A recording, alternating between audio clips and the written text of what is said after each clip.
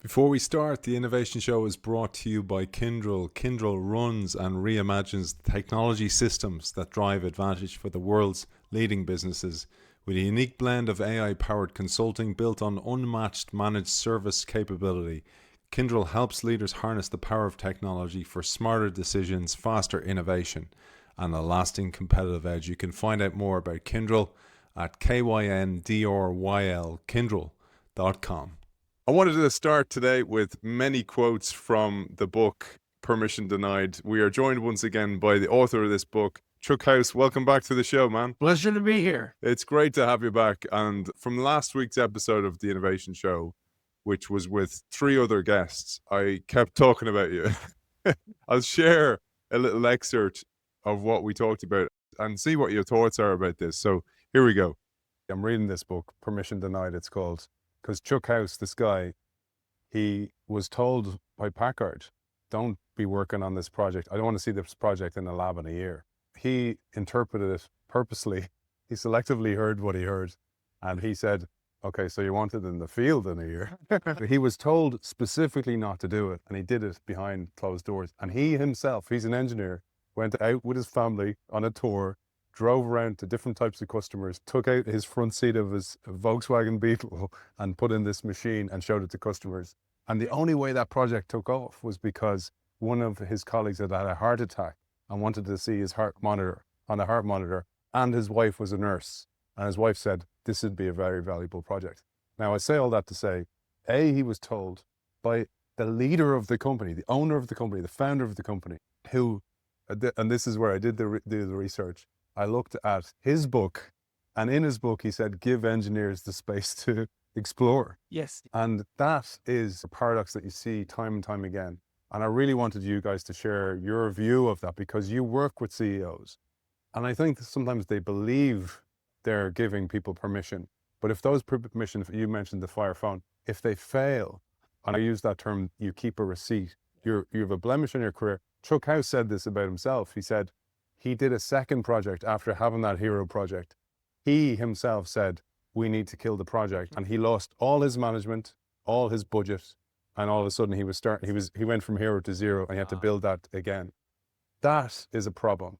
And that makes people like him give up. Now he didn't, but they're very, very rare. And the corporate immune system doesn't let them flourish. And that's because we still have that hero syndrome. It's that one person who needs to fight the system. Like, yeah, well, then you'll get one innovation every, 50 years. So why didn't Nestle come up with one Nespresso? Right. Because that's the hero system, right? So what we need is actually a real system that leadership supports so that many can explore. And if you fail, it's not going to blemish you. And you can love Amazon or hate Amazon. When Jeff Bezos was CEO, he did say, invention, he called it invention, success in invention, like the flip side, you cannot do new things without failure. And then he would say, which is kind of crazy, right? The bigger we get with Amazon, the bigger our failures need to get. Otherwise, 100%. We're not going to move the needle. But what he didn't say, is people get that one wrong, everything starts with small failures. Until they get to a big failure, there's often very many iterations. But you mentioned that, right? The Kyndryl Fire Phone team was not fired. They moved. They moved, and those engineers came up with Alexa afterwards. But what is interesting is you could actually audit a company to what extent they could embrace that resilience or that thick skin. You just ask, how do you conduct your after-action review? Do you write it down? To what extent you will share? So in a microcosm, and people wrote about it, and you're looking at booking.com, right? They do tons of experiment. And engineers need to log their experiment in a centralized system. And then no permission needs to ask. So a junior guy in Sydney can look up what's going on with a VP in Amsterdam. Is right to know, not need to know basis. And so there are actually day-to-day habit we as external can help audit, and to what extent we are embracing radical transparency. Without transparency, there's no learning because knowledge doesn't flow around. Yeah. And I'll just add one point, because these are very interesting perspectives, going back to your point about architecture as well. And I think it's absolutely, you are absolutely spot on about the fact that there is no way to really get to the next breakthrough without that permission to fail and without letting so-called 1,000 flowers bloom. And what helps kind of as a company, what's important for you to then succeed with it, because you want things to succeed, but then how do they fit together? What's that picture? So you need to be very clear about what do we want to become? As the world is changing, what do we want to become in a year from now, 2 years from now? It's not a 1 year, 2 year plan. You can't plan when the structure is uncertain, but you need to have a vision of here's what we want to be. Here's the logic of how we'll operate 1, 2, 3 years from now, and constantly update that based on how things are changing.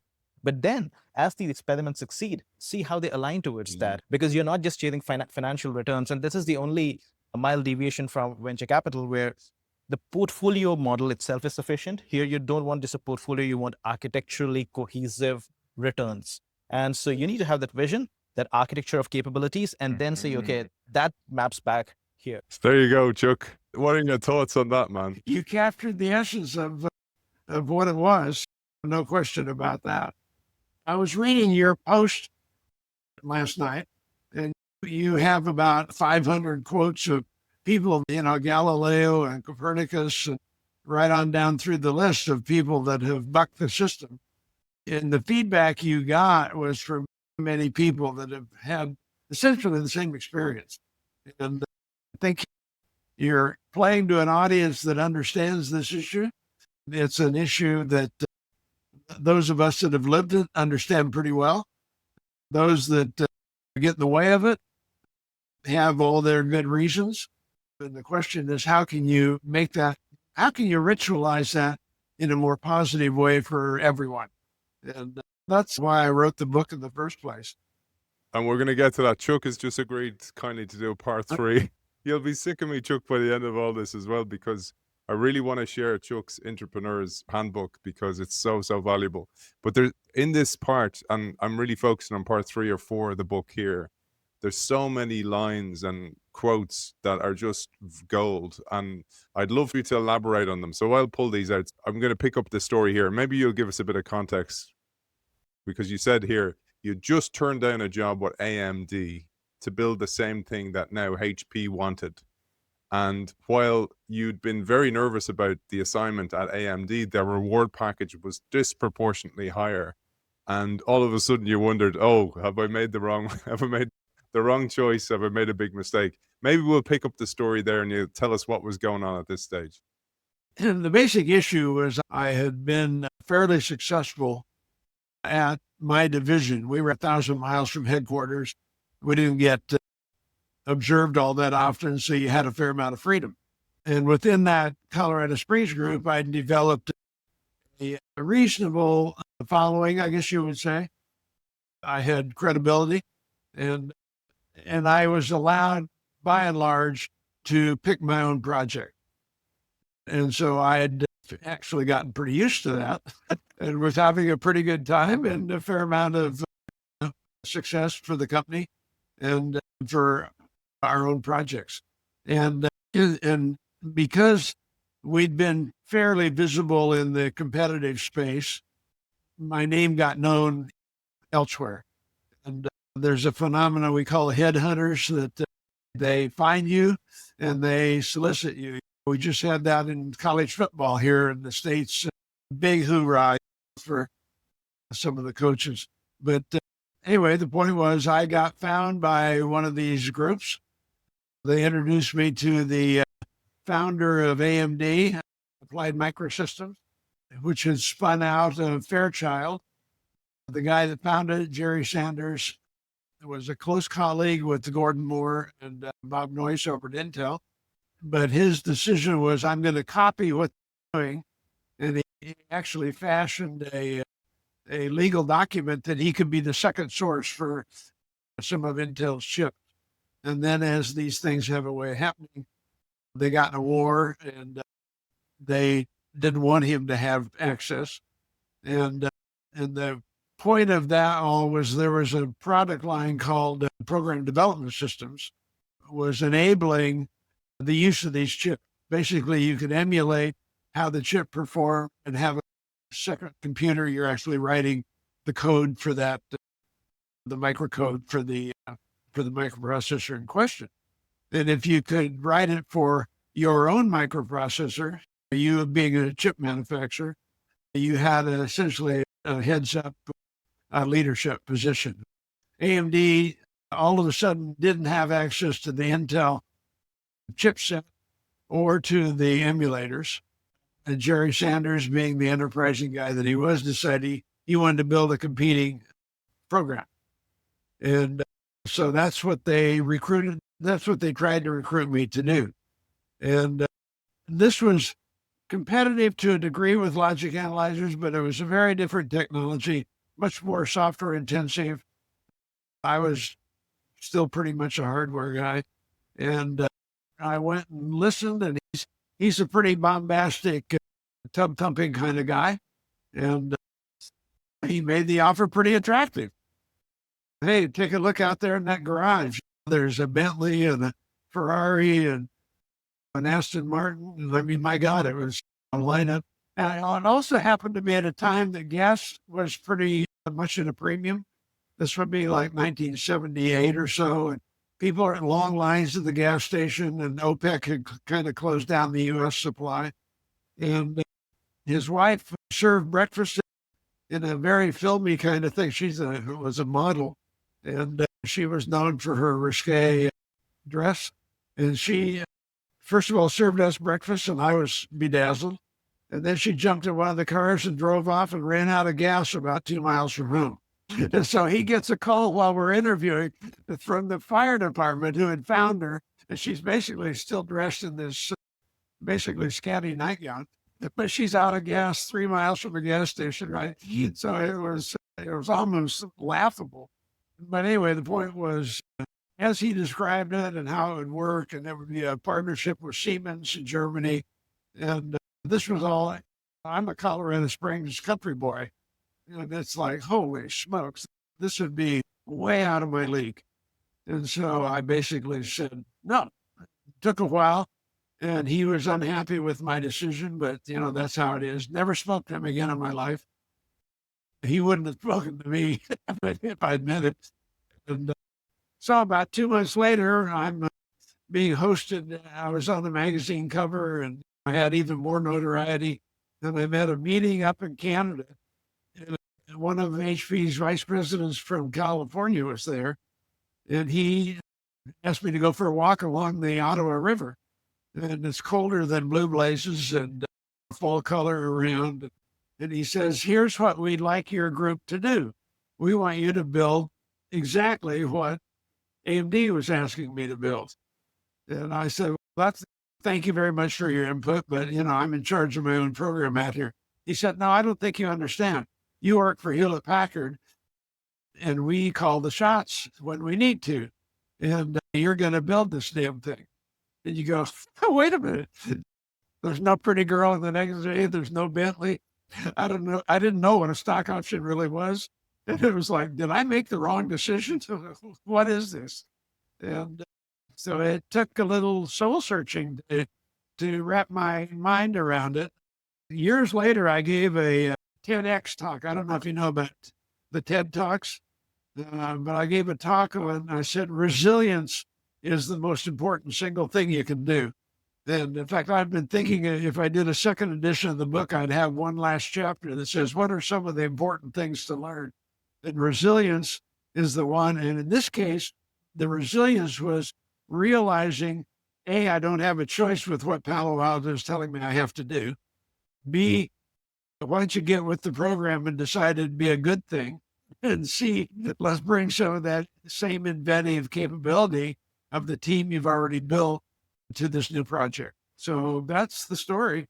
There was a couple of little things here, and this one resonated with me on a personal level. It was regards to the PDS challenge. And here you said you didn't feel victorious, even though in a way you'd been headhunted inside the organization. This was an honor, but you felt that it came back to control because you liked being in charge of creating change, and you bridled when someone else told you what to do. And you wondered, had it something to do with the long simmering issues you had with your father? Being ordered to change has often been an emotional hurdle. The reason that I'd love you to share that is I see that as a very common trait with intrapreneurs. or change makers, for sure. For sure. They don't like being told what to Well, do. that certainly is true in my case. It's certainly true in my case. And I guess I did put it in the book that it was probably issues with my father. I don't know whether that's, would I say that today? Probably still would. There's always a galvanizing reason for what we do. When you look in the mirror and you think you're a pretty good fellow, and other people are saying, why the hell is he doing that? And you go, when I was 4 years old, see, I didn't get a bicycle. For sure. But Chuck, I'd love you to share how that manifested in the workplace, because this often gets us in trouble in the workplace. Oh, yeah. In fact, I think you hit the nail on the head. What happens in the workplace is more or less the company thinks that they own you. I wouldn't say you're a chattel, but you're an employee. They're the employer. They should be able to dictate what you work on and what the goals are. Okay. And I've found that limiting often. And so one response to that is to design your own world. Another is to fight it. The third is to leave that environment and go become an entrepreneur. And so you have several different choices. But in my case, that was one of the fueling ambitions, if you will, was to be in control. But a bigger thing for me often was I just saw something different that could be done. And the people I'm with didn't see it and didn't appreciate it. And so it isn't just a question of you'd like control. It's a question of you just have this dream or this insight. And you say, my God, we could drive a Mack truck through this hole in the front line. And so that more often than not, that's what drove me. But subconsciously, I'm sure it was some of this control element as well. We'll discover later, sometimes the innovator, the intrapreneur, sees it way earlier than anyone else. And by the time the organization then look at the opportunity, you're number 43 as an entrant into that marketplace, like happened with the PDS. But we'll get to that, Chuck, because that's a part of the story as well. There's a few key quotes here that I just loved, and they're just applicable to everybody in every role, whether you're an incumbent or a new entrant to a marketplace. You write here that innovation changes everything. Your opportunity is also open to others. Who? Other innovators. That's who, you say. And strange as it may seem, because existing competitors know the old rules, they are among the least likely to be your key competitors in the new order. Very important point. Existing competitors almost always follow the same pattern. First, they redouble their efforts to improve the old existing products to show that the new approach is really not yet necessary. Second, when it becomes dramatically clear that the shift is happening, they'll awkwardly try to meld the two ideas. I'd love you to share that, because that happens even today. There's a set of sayings about the 4 stages that people go through. Page 21 of this book, I'll just kind of read it. First, your original idea gets ignored. Okay. And then when they realize it's growing, it's seen as a threat. It's too radical. And so they try to stop it. And then they try to corrupt it. Oh, here's what's wrong with it. If you could do this, you could meld it in with what's going on today. And then when it finally gets instituted, they say, well, actually, that was mine. They take credit for it instead of you. It's a beautiful story. And it's something that happened to you many times, as we talked about in part 1. But here, I'd love you to give us context of your actual story here, because you say in hindsight, you should have seen Intel rather than Tektronix as the real competitor. And this is what happens. You start looking over here at the existing competitors and somebody comes from nowhere. But as you say, it's extremely hard to do, especially if you've been locked in a head-to-head battle for years. And this new idea seems like a breakthrough you've sought for so many years. And of course, you'll focus on beating your biggest foe and you go, whoops, who's this other company? So oscilloscopes had been the weakness for HP forever. When I say forever, something like the mid-50s, they set up their own sales force and took it away from the distributors who were handling both HP and Tektronix.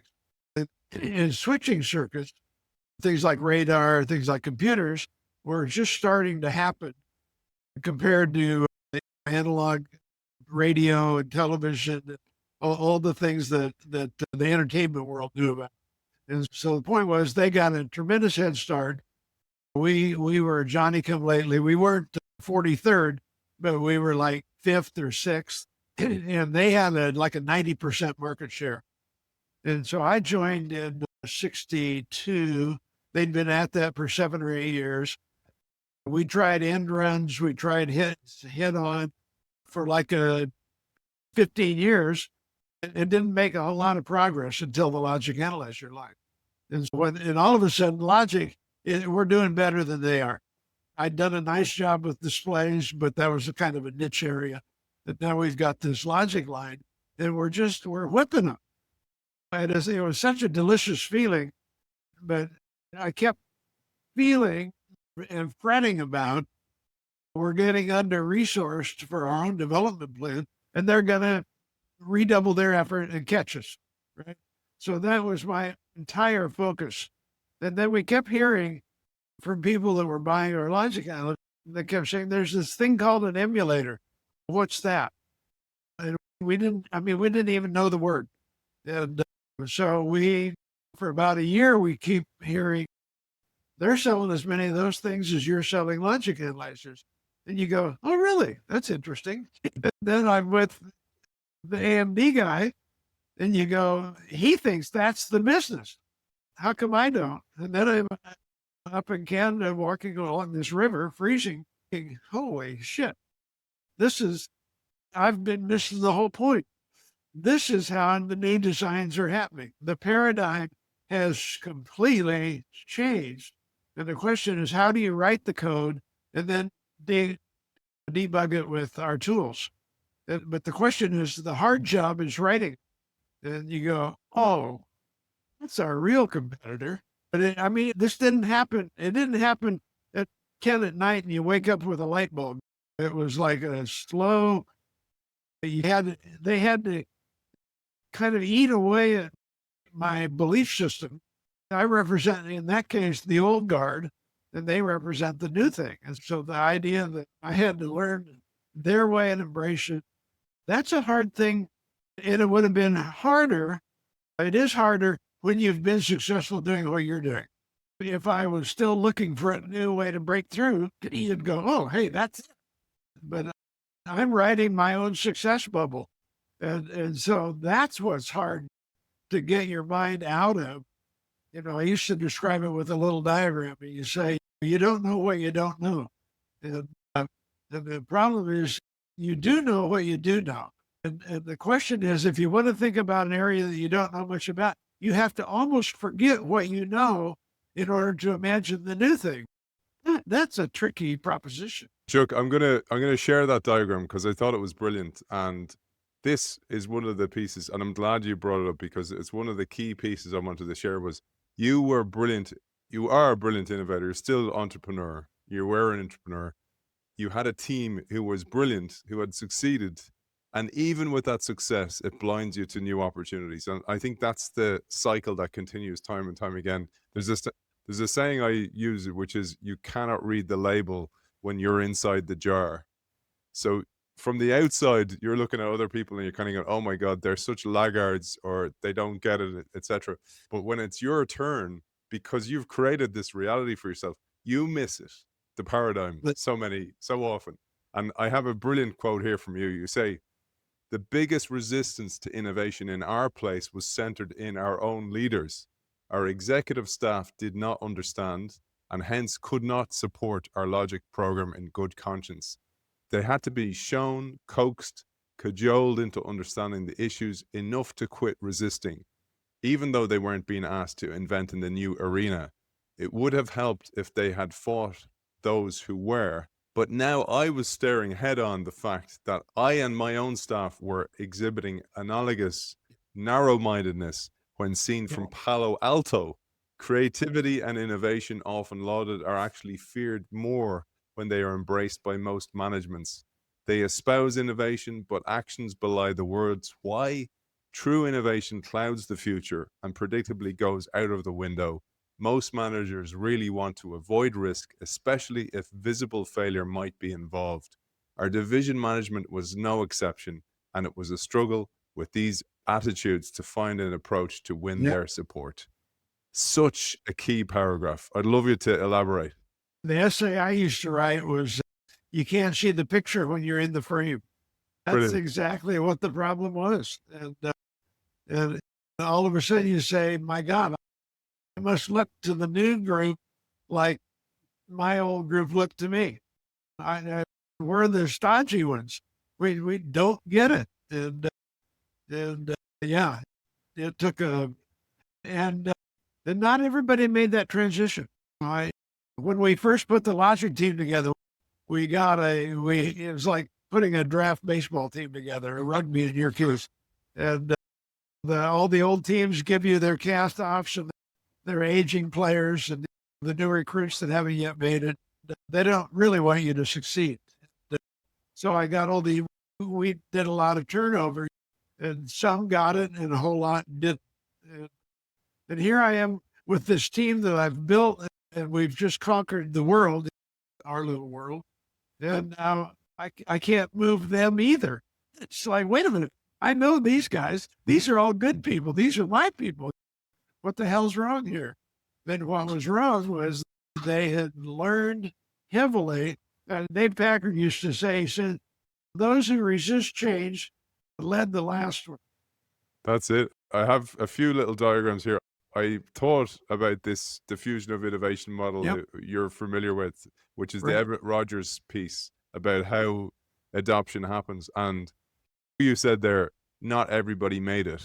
Like, so this, when you have a change inside an organization, this is really about diffusion of a new technology into society. But you also see it with change initiatives, even with a micro team that you had at the time. And you write here, now I had a new struggle with myself. I and my team were now the recalcitrants, at least as viewed from Palo Alto. We had flipped almost instantly from the proud, successful Mavericks knocking the ball out of the park into a fearful, resistant group unwilling to tackle the new challenge looming just in front of us. A surprising turn of events, as you say yourself. But I thought this diagram mapped exactly to what you saw in your team, because as you said, not everybody made it to that step when you started to work for Palo Alto, essentially. Right. So you can pick segments of that diagram. And our team was in that early maturity phase of logic analyzers. We had no one in that early adopter phase on our team. No one. I mean, the world had a few people like that, but we didn't have anybody. So we had no one espousing this new paradigm other than Palo Alto, who they could see it. They didn't want to deal with it. They wanted someone else to deal with it.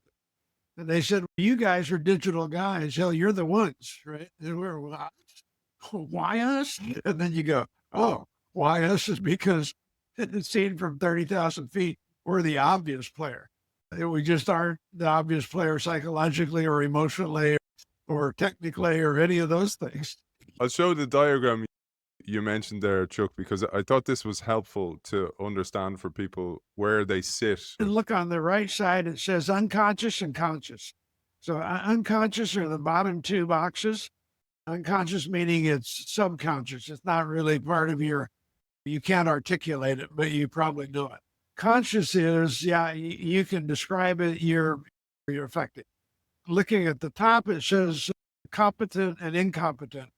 You can think skilled or unskilled, whatever. But the point is, let's start in the lower right. When you're 3 years old, you don't know how to tie your shoes, and you don't know that you don't have to learn that. And then usually an older sister comes up and says, you got to learn this, kid. And you go, okay. So you laboriously learn how to tie your shoelaces, and you move up into that upper right quadrant. Now, what you didn't know. Now you know how to tie your shoes, kind of. And friends come over, you say, let me show you I know how to tie my shoes. And then you demonstrate that you haven't quite learned it. And so once you get it down, you're over the do know, you do know. Now you know how to do it, and you can do it with practice in a crowd. Okay. And then as time goes on, you get so good at those things, you go down to the lower left where you don't know any longer what it is you do know. You just sort of do it automatically. Let me give you an example. I would stand in a group and I'd ask how many people here know the color of their toothbrush. And about 2/3 of the hands will go up. And I say to the other third, you're not married, are you? Or you've got your own bathroom. If you share a bathroom, you usually learn your toothbrush color and the other person's. And so you don't pay attention if you don't have to. And most of our life is that way. So the question is, as you go around that loop, you get better and better at doing things until you do a lot of them just almost automatically. And then what happens, you're down in the lower left and the paradigm changes. And you don't realize for a while the paradigm changes because you're still busy doing what it is you do so well, you don't even have to think about it. Okay. But what's happened is the field has moved to the lower right. You don't know what you should know in that field at all. And so when they talk about jumping the chasm, you cited Everett Rogers and several others, Jeffrey Moore for one, described jumping the chasm. The chasm is between the lower left and the lower right. How do you jump that chasm and imagine forgetting what you do know so that you can learn what you don't know gracefully? And that's the problem we were talking about. That's where we were trying to go from logic to PDFs. How do you learn this whole new thing and forget about what you had done because it's not relevant to the new case, and yet you know damn what it is, and it's built into your fiber. Brilliant job, man. That's beautiful. And I'm going to build on it because you say here many lessons might be drawn from such a chart. First, it is fair to observe that productivity improvements are usually viewed as moving from the upper right-hand quadrant to the lower left-hand quadrant. Right. The idea is to move a team from learning the initial concepts to practicing them and then shift to an intuitive, easy operational behavior. So you go from exploration to exploitation. And then many companies prefer to hire new college graduates so they can teach how we do things around here instead of having the new hires waste time unlearning a different company's processes and values, or the company themselves, the unlearning part. And I think that piece is so core that you experienced was to learn something new. Sometimes you have to unlearn something old, and that's the difficulty. Well, I think that's one of the reasons people get trapped in the fields that they're in, is the unlearning process is a tough one. You've got to be introspective. You've got to be really challenging your own beliefs. And it's just not a comfortable place to be. I've seen lots of companies that'll get down in the lower left-hand corner. They're very good at what they do. And then sales start dwindling and profits start eroding. And the top management will get together and say, we need to put a training course in to train people in what it is we learned that the new kids don't know. And so we can actually build a way to make them like us. And what they should be doing is, remember the girl that parked my brain at the door? What they should be doing is say, take these new ones and say, hey, why don't you take a look around, see what we do, and then you tell us what we should be doing. But that's not the way most management teams operate. I used to do that, Chuck, when I had a team, and not as big a team as you. I used to do a thing called reverse onboarding, which was to ask them to report back to me all the stuff we were doing wrong after 6 to 12 weeks with no receipts kept on them. Every time I changed jobs, I spent the first week journaling. What is it you're seeing? Because that week is you're seeing things with such fresh eyes. And the things that are strange to you have got to be written down because you'll forget them 10 days later, the impressive things. But that often is where the jewels are of what the outsider could see, at least briefly, that no one inside could see. That's key, I think, that it's briefly, because then you get used to it and you stop seeing it after a while. There's a great quote, Alvin Toffler, the sci-fi writer in Future Shock. I'm sure you've read that book. He said, the illiterate of the 21st century will not be those who cannot read and write, but those who cannot learn, unlearn, and relearn. And that is just branded into my brain. But again, I'm sure there's loads of stuff I do that I can't see the picture when I'm inside the frame, to use your saying. But you say here, And I think this is key again. I might put the diagram back up for those people who are watching us on YouTube, because I loved what you said. Imagine that as events move along, things get harder, profits become more elusive, and efficiencies less pertinent. The response often is to try and figure out what happened or what we need to do to recapture what once we did so well. And a classic response, often from higher level management in conjunction with HR or a training department, is to go back to the basics, to revisit what made us great in the first place, and to reinstill the things we once knew so well. And in effect, the result is, let's go back to quadrant 3 from quadrant 4, instead of trying to move from quadrant 4 to 1 and 2 all over again. I thought that was a core message. And so I would interpret that as, okay, you're down in 4. The kids, the new hires from a couple of years ago are stuck in 3, not doing as well as you'd like. They don't know as much as you'd like. So the quadrant 4 folk go up to the training team up in quadrant 2 and say, why don't you treat them better so they can do 3, right? So they completely skip that first quadrant. And the point, of course, of what I was writing is very often the breakthroughs are in the first quadrant, have to be in the first quadrant. So yeah, you summed it well. Man, I'm just quoting your brilliance here. Okay, so I'll move along here. So this quote I thought was important to call out as well. You said, being open to new ideas, in effect, being willing to stop in the midst of something that has felt comfortable but has changed character somehow, is not all that easy. Often it seems that the more expert or powerful someone is or has been, the more they tend to want to stay in the comfort zone rather than admit that they really don't know what to do in this new instance, the new paradigm. I chuckled as I read that because ironically it's how Thomas Kuhn behaved. Yeah. The guy who, for those who don't know, the guy who popularized the concept of the paradigm shift, he reacted like that when you approached him with a new idea. I mean, talk about ironic. Here's this guy writing about understanding how new paradigms get adopted, and he missed one himself. But so did I. And I think you'll find late in the book, I've got an example where like 40 years later, I was running a digital arts college. And we were just, talk about blowing it away. We were named the number 2 digital arts college in the world, next to one in China. One in France was 3rd. And we had this guy who was our director of these digital films. These were all computer generated films, like an 8-minute film. And it took many hundreds of hours of compute time to do these things and all that. And he came to me, and for his team, he wanted to take 3 people to SIGGRAPH, which is the big international graphics and film show for the computer industry, right? And it turned out it was maybe $10,000 or $20,000, which our little school didn't have.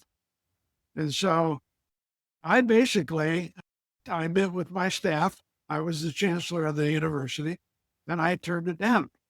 He just blew a head gasket. And my HR director came to me and says, aren't you writing? I was in the middle of writing the book that you're talking about. She says, aren't you talking about how great intrapreneuring is and people inside the organization try to do different things? She said, and you turned him down? And I'm sitting there writing this book about how intrapreneuring should work. And I have just been the chief violator of the whole premise. That's the point. There's another funny one I came across. There's a guy called Howard Gardner, brilliant writer. The guy who created different types of learning, different kinds of minds that people have. And he met Stanley Milgram. Do you remember the famous Milgram experiments, which were on speaking truth to power or authority bias, where you had these groups of people and they were actors, but you had an actor and then you had somebody who wasn't an actor, and the person who wasn't an actor would ask you a question. So it was a learner and a teacher. And then if you got the answer wrong, as the learner, I would give you a mild electric shock. But in all cases, and it went up to something like 80% of people were willing to give a shock that was potentially fatal only by listening to the person who was wearing a white coat. So they'd turn and go, hey, wait a second, what if this guy dies and they go, it's my responsibility, and then they'd continue. So that's the guy. He did those famous studies, and they were about stuff like how atrocities like the Right. Holocaust happened Oh, yeah. because people just, they outsource responsibility, right? But the same guy, Howard Gardner, was taking a class with Stanley Milgram, and he opposed one of his ideas in the class, and Milgram lost it. And I was like, oh, the irony of this. Yeah, we're all victims of our own space. Big time. It's easy to point the finger. There's a great saying, Chuck, when you point the finger, there's three Yeah. pointing back to yourself. Or else even worse, if you've heard of the 3 asshole rule. So if you meet 3 assholes in a day, maybe you're the asshole. I love it.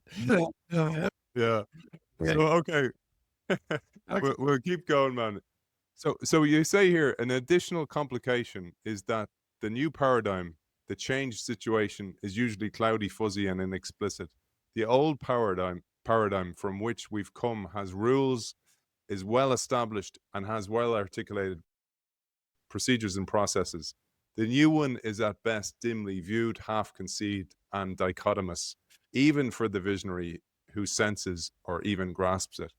I think that's one of the biggest challenges as the entrepreneur, is trying to explain the feeling you have, because usually it's a feeling, and usually you sense the world in a different way, that because they're so expert at being managers, they don't. And because maybe we're a bit neurodivergent, or we see the world differently, we read different things, we're into different music, whatever it is, you see things differently, but then you try and articulate it, and it doesn't make any sense to the person who's listening to you. I've got a diagram where you go from being lost at sea to you're working on the right, you're working on effective things, but you're not sure they're the right things. And then you're right things, but you don't know if it's sufficient. That is the way of somebody trying to work their way through a cloudy situation. So I got rid of a project called Next Gen before the logic line. And I knew what I was working on wasn't any good, but I didn't have any vision of what to do different. And I started describing some things that we'd seen in the Tektronix booth, going back to some examples in the book. But we started talking about things we'd seen that were dichotomous at a trade conference using the competition's newest, latest, and greatest product, but it clearly didn't address the issue. That gave us a clue of some useful things, but who it gave the clue to were the 2 of us that were there, not the whole team, right? And then we spent a little more time and we said, hey, a couple of these are actually the right things. They may not be sufficient, but they're the right things. Then you've got this team of 20 and you say, let me describe that these are the right things. And they say, huh? Are you sure? What's the vision? They're back at level A, you're at level C. Trying to convince them to move from A to C with you takes a lot of time. And it works better if you're explicit about it. You can't be explicit because you don't know. And then you finally get the vision, say, oh, I know what we ought to do. And they say, are you sure? And you say, I think I'm sure. And it's not very convincing. There's the doubting Thomases, the born skeptics, the people comfortable in their own domain are just, you have got to be kidding me. And so traveling this path is a twofold problem. You've got to travel it as the leader, and then you've got to persuade others to come along. When you know where you're going, kind of, but you can't be explicit. You're describing a gut feel or an intangible or an ephemeral kind of thing. It's an interesting act. And it's a huge challenge for the entrepreneur, as you tell us. And I think it's really interesting. And this worked out beautifully because the next part I wanted to segue to was a challenge that people think is easier for an entrepreneur. So I'll set you up here. So you write that one problem that almost all entrepreneurs and intrapreneurs share is how to gain the attention of the sales channel. So something Chuck said there is that journey that you bring people on, it depends on where they are. So message sent does not always equal message received to the person listening to you because of their different point on the scale of their advancement on the journey for you. But Chuck writes that many people say this, and I say this, and I realize here that this is actually not always the case. Intrapreneurs have it really easy compared to entrepreneurs because there is already a sales force or a marketing force, for example, for your company. And you think they have a head start. But this totally misunderstands a key point that Chuck points out. It is actually harder to get an existing sales force to switch allegiance from existing products that already work and they know how to sell to become true believers in a brand new product. And then later on, you write, did our existing sales channel have the skills and the motivation to sell logic state analyzers? Nope.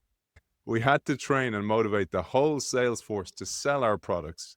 We had to get specific sales quotas for our product line. We had to get a share of mind of our salespeople. This is, if anybody gets anything out of this show, I think this point is probably one of the most important ones. I'd say there are two important points that I would really make in retrospect. That's one. And the other is the management of entrepreneurs is a lot different than being an entrepreneur.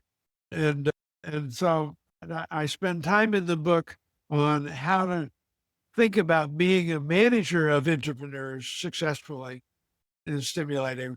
I don't spend as much time on this sales question, but you're right. It is a crucial question.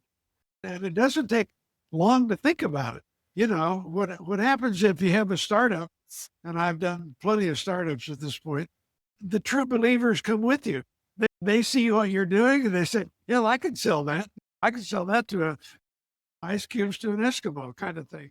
But in a comfortable corporate environment where the sales team has been in place for quite a while, selling something else, and then you say, hey, new deal, we want you to take time out of what you're really good at and concentrate on this thing you don't know anything about. And trust me, it'll work out really well.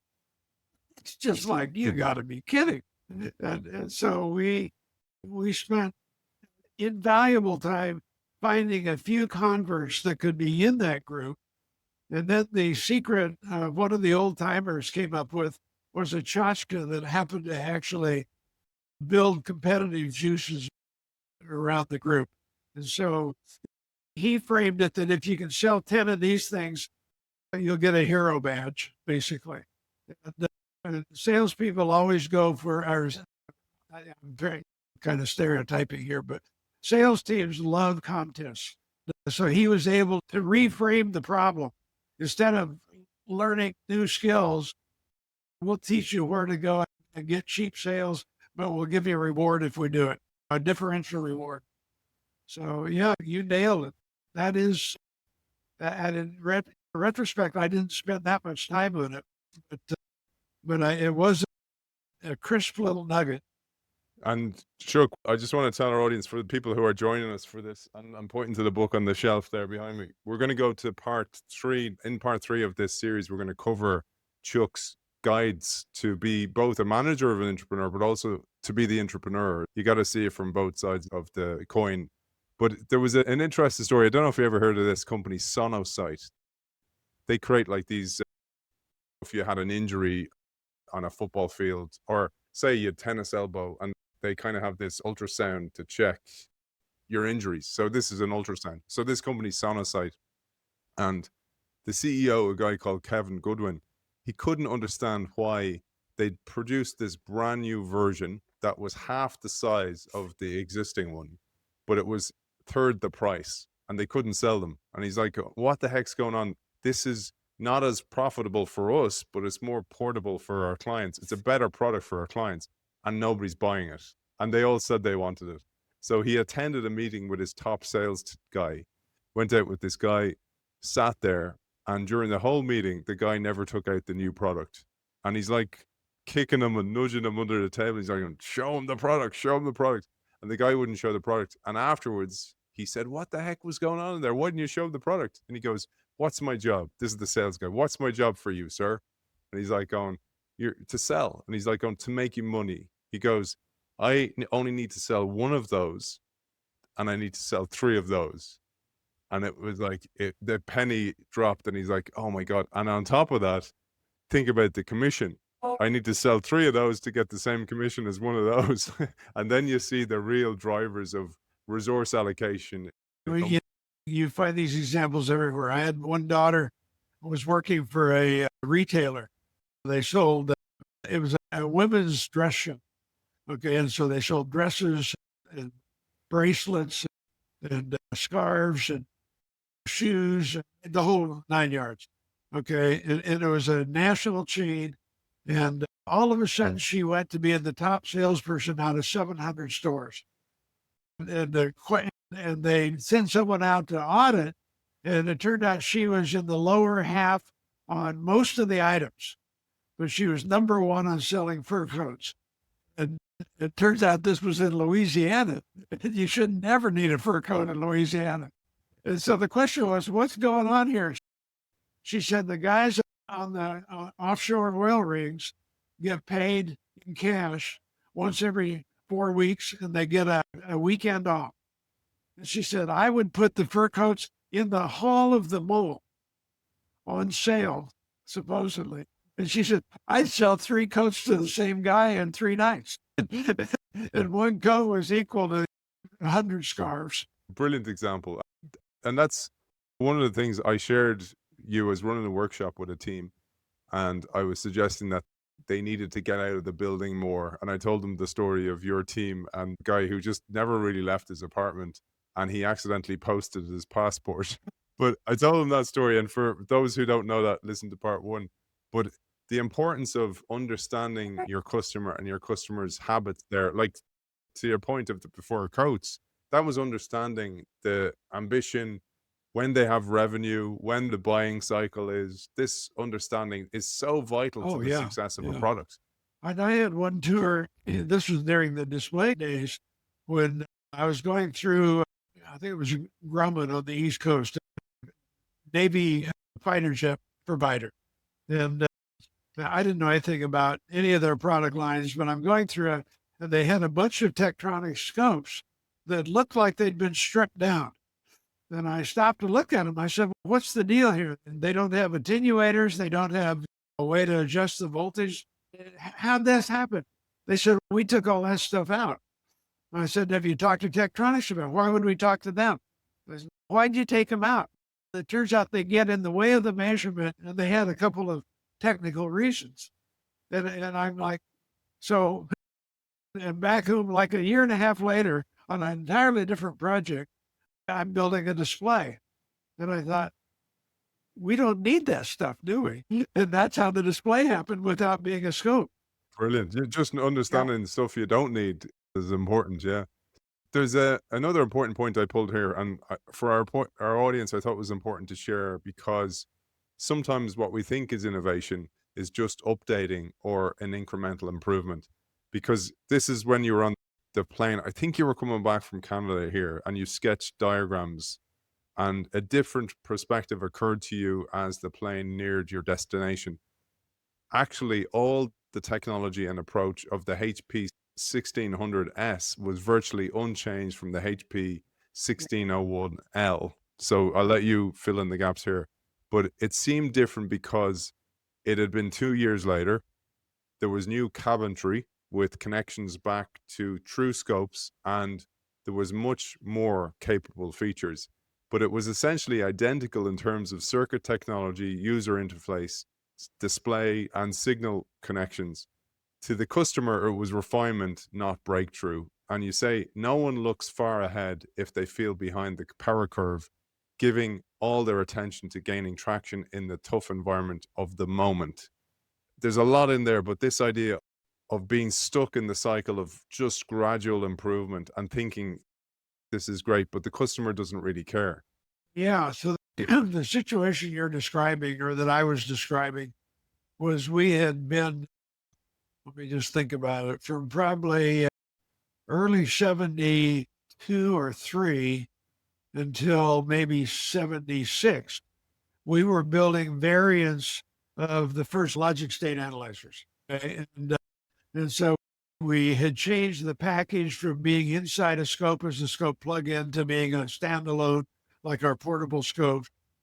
We had expanded the memory depth. We'd expanded the channel count. We'd made a lot of improvements based on what customers wanted.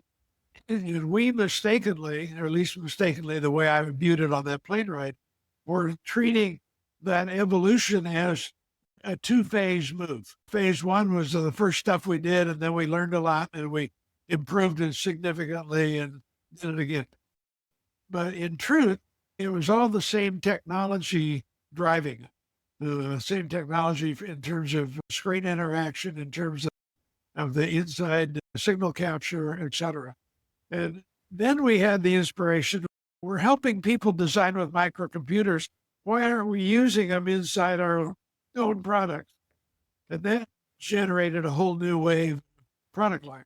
So we were calling phase 1 and 2 the first one, and then phase 3 and 4 with the new one.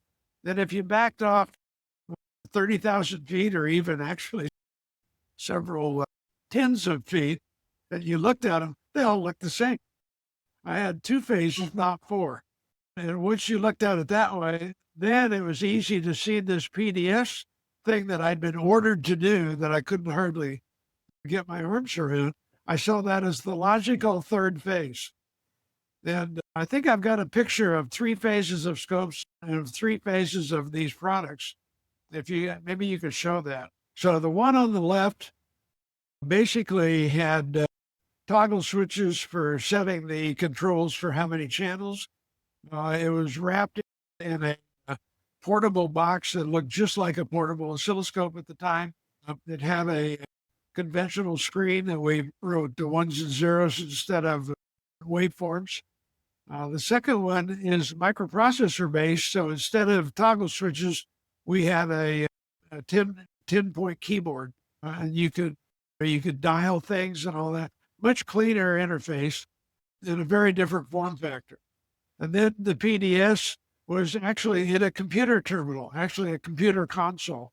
And so it's got a full ASCII keyboard, just like any typewriter. It had soft keys across the bottom of the screen. The screen was most of the big display area because you're reading text, you're not reading little numbers. Very different. I mean, you look at those, you can instantly tell those are 3 very distinct families of technology. Show the scope one. Here's 3 scopes going from 72 to 75, 78. They all look identical, pretty much. And the screen got a little bigger. The knobs all look the same.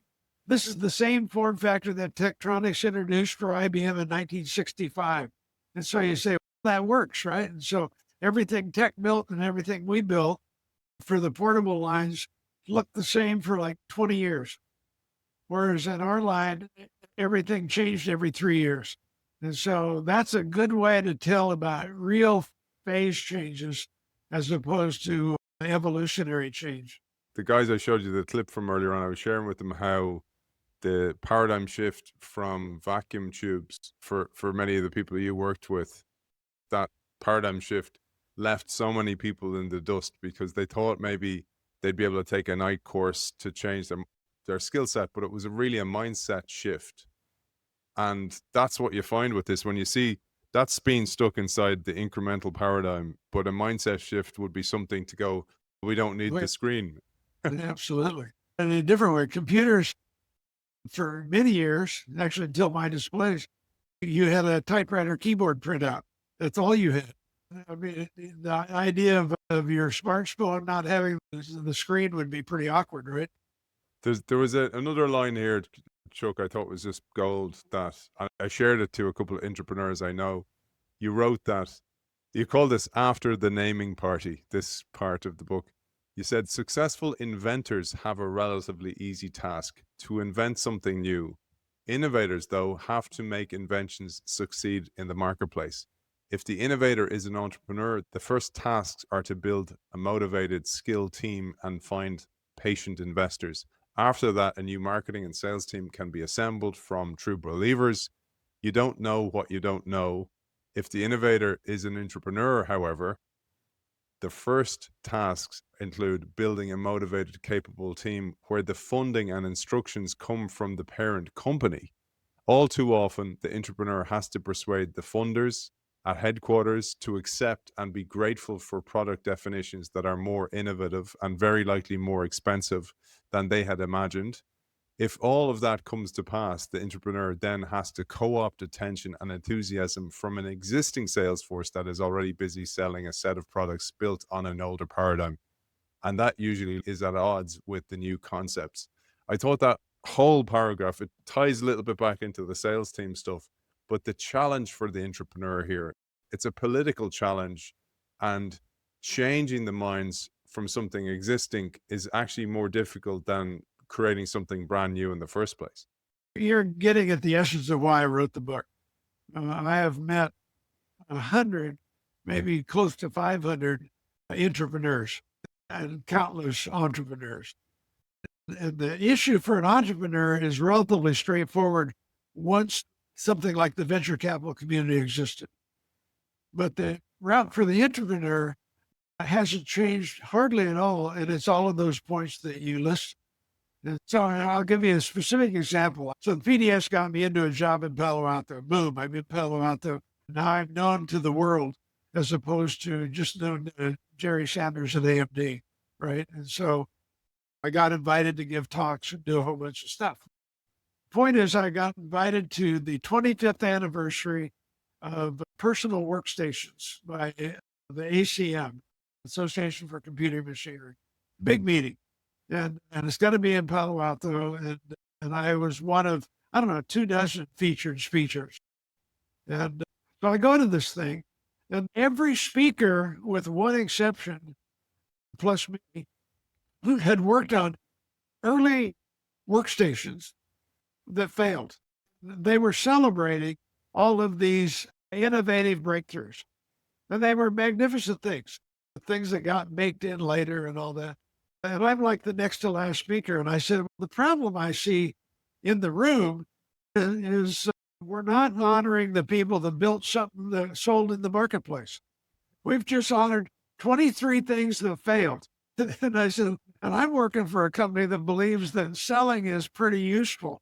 And two of us have done that. And I think it's just a different perspective. Are you an inventor or are you an innovator? And you're an entrepreneur. It wasn't a very popular talk. I wonder why, man. But it's the difference. It's absolutely the difference. But I want to move a little bit forward here, and we'll conclude with this story. I think you're now in HP in Palo Alto. You've got the new team. You have put a new vision together, and you've put Pisces together, this new product. I'd love you to tell us about this, because Pisces eventually, like any product, hits a decline phase. And you say, affirming your fears, HP's logic analyzers sales soon flattened. In fact, they dropped as Tech's new products took a toll. Once momentum is lost, you say, it's very hard to regain. This was a hard pill for you to swallow. 4 years elapsed before significant HP R&D resources were again applied to logic analyzers. HP didn't regain the leadership mantle for 8 years. This was a major mistake. You never abandoned a hard-fought win just as the momentum builds. But we did, HP did. The philosophy behind this error was a legacy of Hewlett's decentralized belief that each division can autonomously choose its R&D programs. I thought that whole piece, there's a lot in it, but it's important to understand how sometimes the rules you write as the organization can actually backfire. So let me put a little context on what you say. We were in Colorado Springs. We were part of the scope division. We had separated out to be a separate reporting division onto the main corporate spreadsheets, if you will, quota setting and all that. But we had what I would call a site management team, site being SITE, the locale. So we had the Colorado Springs management team managing displays, scopes, and logic. I'd started 2 of the 3. They were the profitable pieces of the 3, but scopes was still the concern of Palo Alto because of Tektronix. We had not really blooded Tektronix. And so here's this line that I'm afraid is going to get cannibalized if we have to follow Palo Alto's lead and take the logic team to build Pisces, okay, which we had to do. Okay, so what happened is 2/3 of the logic team moved over to do Pisces. My sentiment with the locale management team was you ought to take most of the resources in the scope line, which has been dog meat now for 22 years or 24 years, and say, look, that battle isn't worth fighting a whole lot longer. And we need to reinforce the logic team that we're pirating. Okay. And they chose not to do that. And Palo Alto's stance was, you guys in Colorado Springs are able to manage your own destiny. Best wishes. And if it was a truly strategically managed thing from Palo Alto, they would have said, what are you thinking? And of course, what they were thinking in Colorado Springs was, look, we just put a major second generation logic line on the street. It's selling extremely well. Can't I rest on my laurels? It'll work. Well, Tektronix, meanwhile, is saying, Jesus, those guys took it right out of our hide. We're going to try and whip it again. And so to put numbers on it, we were doing probably 50 million a year in logic. Pisces looked like it might do 150, but it was only doing like 10. We only had the initial salvo. Displays are doing maybe 20 and scopes are doing maybe 100. So you can take that 100 and say, let's download some of that to the 50. What happened was Tech basically took the 50 we had in logic and smothered it. And it declined almost 50%. Now, not only have you lost the actual sales and the profit from them, you've lost the customer mindset. Customers just, oh, the current leader now is Tektronix, just like they were in scopes. So all of a sudden they're back in the driver's seat on both scopes and logic. And the logic has completely lost its momentum. And all of the intrapreneurs have moved over to Pisces. Now, Pisces itself went on and became a couple $100 million line. In terms of corporate's view, it was great. But its competitor was Intel, not Tech. So Tech didn't get damaged by us, and they could have been. Intel did get damaged, which was good in its own right. But my view was, my God, we squandered something that was just crazy to squander. And of course, the problem I had was my emotions were still with the logic line. So I'm sitting there, you've just killed my child.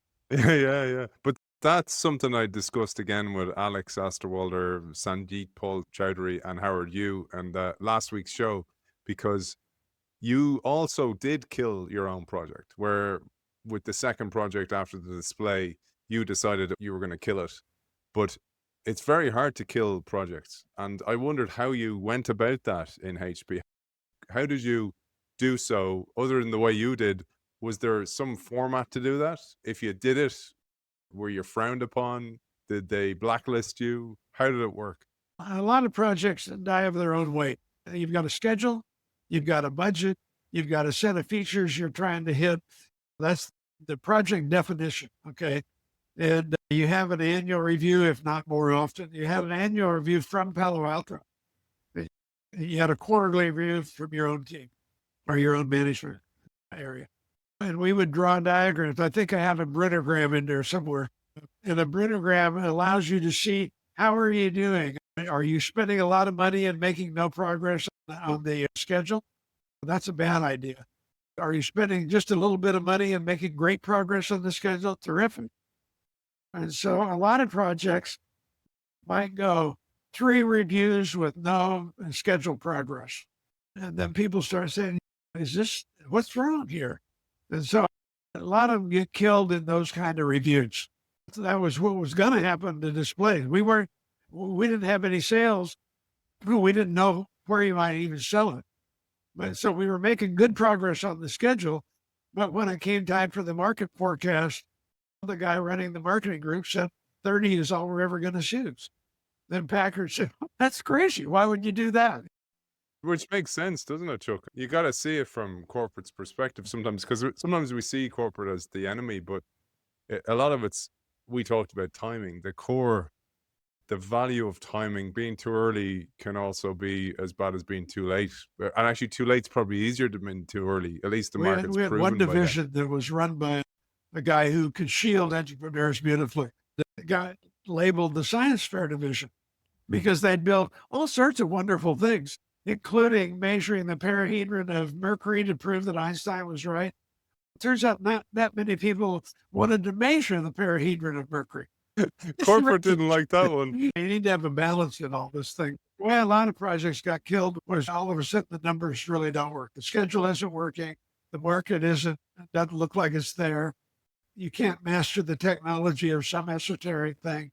And in the case of the one I canceled, my conclusion was we were building it as an answer to the big box electronics. And my conclusion standing in their booth was their big box was going to be a failure. And I didn't need to follow that. And we're turned out substantially true. Yeah, it's tough, man. It's a tough thing to go and kill something. I just wanted to tip the hat to how successful. I mean, this is a product that you worked on. You wrote that in the year 2000, Logic Analyzer revenues reached sales of $250 million.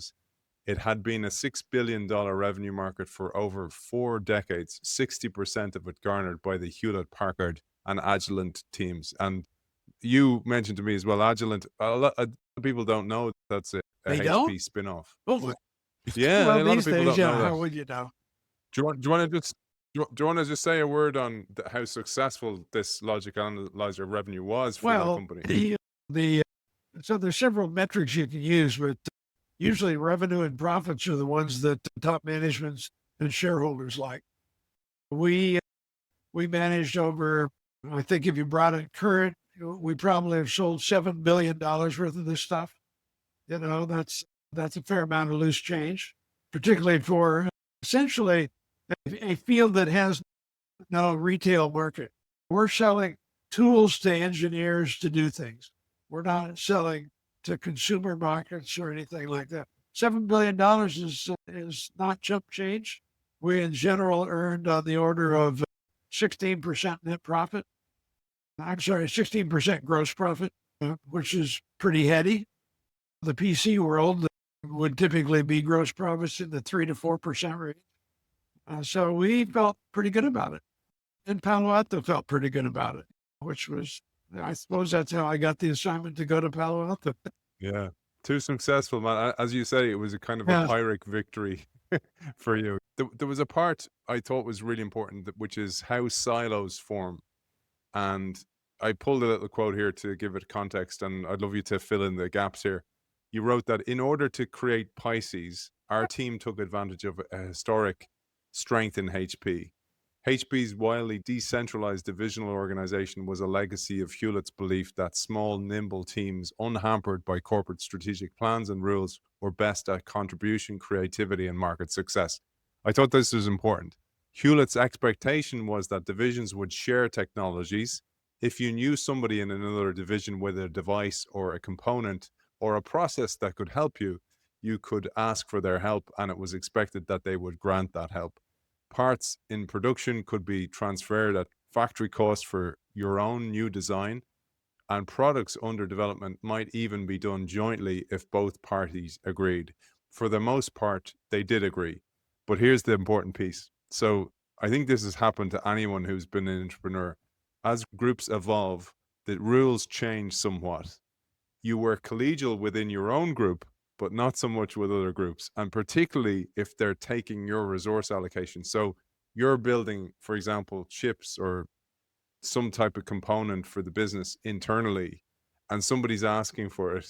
And now you're like going, I have targets to achieve over here. If I don't achieve those targets and be collegial here, so sorry, buddy, you're on your own. So those kind of dynamics play out and can go against their entrepreneur who's trading a lot on favors and goodwill. Oh, yeah. So all those passages I remember writing that. I remember living that. And the reason I got the job in Palo Alto was because we were successful at that. We melded technologies and product pieces from 14 divisions out of 91 to build Pisces. In other words, we were borrowing everywhere, cobbling all this stuff together. So the first secret that Palo Alto noticed about my team's leadership was that we were able to fashion a system out of disparate parts that different people had. And the question was, how were you able to construct that system and make it work? A, and B, how did you persuade those people to be part of the team, given that they had their other tasks? Okay. Now, the problem was it wasn't always smooth sailing. And I'll use the disk drive division as the stalking horse. So the disk drive division was building these big wash tub disk drives that would be 10, 20, 50, 100 megabyte drives, big whirling disks. These are 12-inch to 15-inch platters. And about that time, the Winchester drive came out from IBM, which was a small, lightweight, relatively minimal disk in terms of memory content, but had some features that it didn't look like a wash tub. It was more like a bench top kind of product. Okay.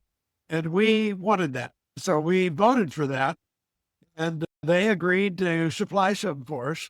And then it turned out that the product they were building it for was a product HP called Amigo. And Amigo was a technology failed. So they were selling maybe 100 a month to the division that defined what they built. They're selling 300 a month to us. Okay. So all of a sudden we're the tail wagging the dog, and we're telling them about features we want included, the evolution we want, and fixes we want. And they're like, now, wait a minute. Our real customers, this one over here, they aren't buying anything, but you aren't our real customer. Okay. So that was problem one. And in fact, they at one point threatened to stop us. And so this caused a little bit of Palo Alto angst. I went into the disk drive business. I set up my own division of disk drives. I was given an opportunity to not do that, but a fairly big meeting, and they were given an opportunity to be more collegial. And so anyway, it all worked out. But then we put this damn thing on the market. And the structure of our design was that we were building a shared controller system, which was the first one of its kind. No computer company had built that yet. This was something that basically the Unix operating system allowed, but all the major computer players were still building proprietary systems. And so we had this thing, we had up to 6 terminals running with one disk. So it's a shared disk environment. It's a terrific cost saver compared to a disk per terminal, which is what the model was. The problem was if the disk wasn't reliable, you shut all 6 developers down, right? And it turned out the disk wasn't very reliable. And so we've got this wonderful system out there that is crashing design teams like crazy. So I wound up doing a study of failure rates around the corporation and discovered that the computer group failure rate as a group was 10 times worse than the instrument group, 10 times.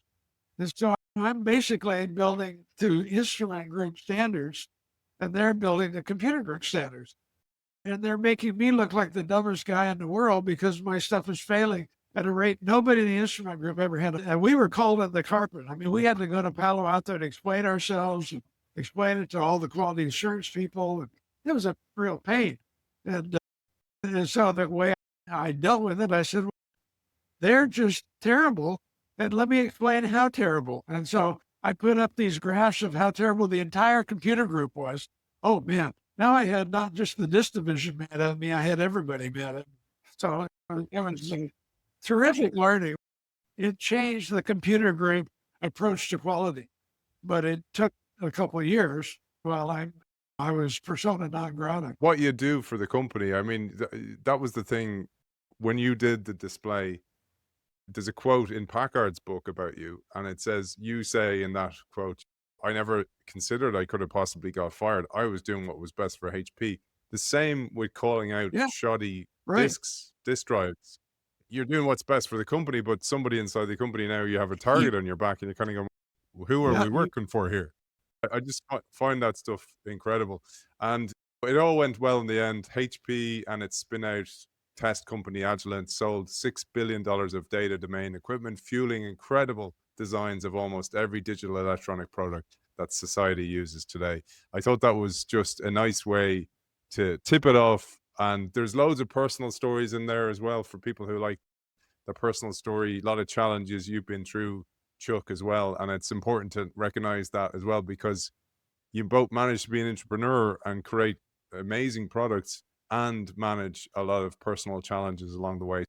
You went through a lot, and it's a great story, and I'm so delighted to share it with people and get it out there.